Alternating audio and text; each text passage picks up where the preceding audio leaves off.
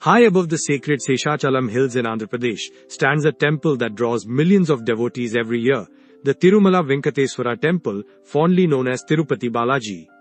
As you ascend the winding roads or climb the sacred steps of Alipiri barefoot, you can feel the divine pull, the same feeling that has guided countless pilgrims for centuries. The chant Govinda Govinda fills the air, echoing through the hills like the heartbeat of faith itself.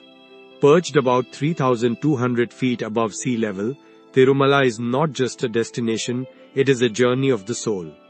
The nearest city, Tirupati, lies 22 kilometers below. Pilgrims arrive by train, road or air, and then make their way up the 7 hills, each said to represent one of the 7 heads of Adisesha, the cosmic serpent on whom Lord Vishnu rests. But how did Lord Vishnu come to reside here on earth? The story goes back to ancient times. It is said that once the sage Bhrigu set out to test the Trimurti, Brahma, Vishnu and Shiva to see who among them was supreme. When he reached Vaikuntha, he found Lord Vishnu in meditation. Feeling ignored, Bhrigu struck Vishnu's chest with his foot.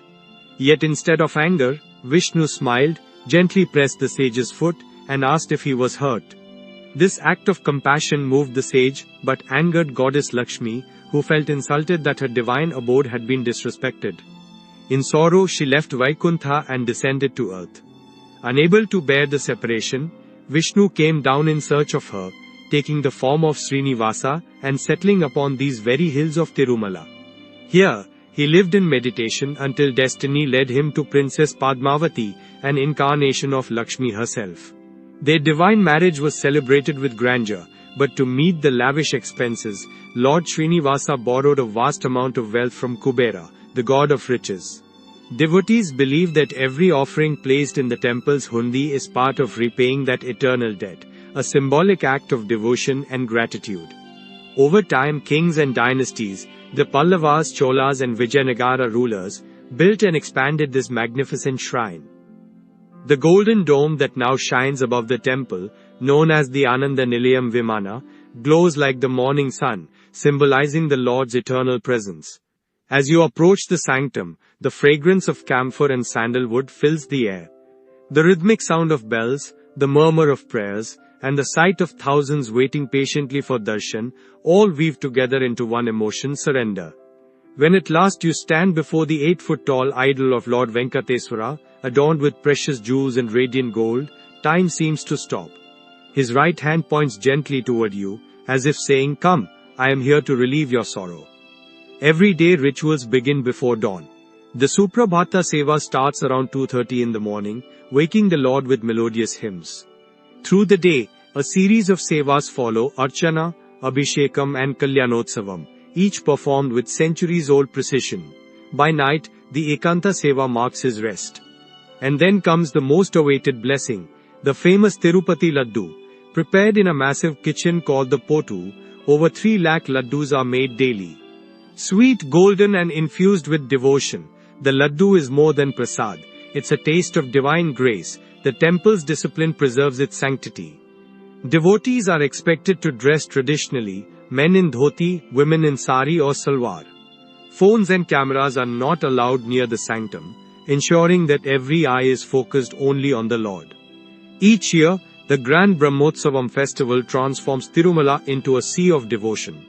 The deity is taken out in golden chariots, accompanied by music, lights and unending chants. Millions gather to witness it, yet somehow everyone feels the Lord is looking right at them. Once you've had your darshan, there's much more to explore nearby. At the foothills lies the Padmavati temple in Tiruchanur, where the goddess awaits her devotees.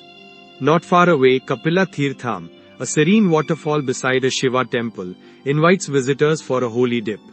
The ancient Govinda Raja Swami temple and the natural wonder Silathoranam, a stone arch believed to be millions of years old, are also part of the divine circuit. For those seeking spiritual quiet, early mornings or late evenings are the most peaceful. As the golden rays of sunrise strike the temple dome, the sound of conches echoes across the valley. And when the night falls, thousands of lamps illuminate the hills, a sight that can stir even the most restless hearts into calmness. Visiting Tirumala is not merely a religious act. It is an experience of humility, patience, and love. Each pilgrim's journey, whether walking barefoot up the hills or traveling in comfort, ends the same way, with folded hands, closed eyes, and a whisper, Govinda. The temple is open almost round the clock, from 2:30 in the morning to past midnight. Special darshan tickets can be booked through the official TTD website, and accommodation is readily available through both temple lodges and private guest houses. The best time to visit is between September and February, when the air is cool and the hills shimmer in early winter sunlight. As the chants fade and the journey comes to an end, one truth remains. This sacred hill is not just stone and gold, it is where faith itself takes form. When you visit Tirumala, you don't just see God, you feel Him walking beside you.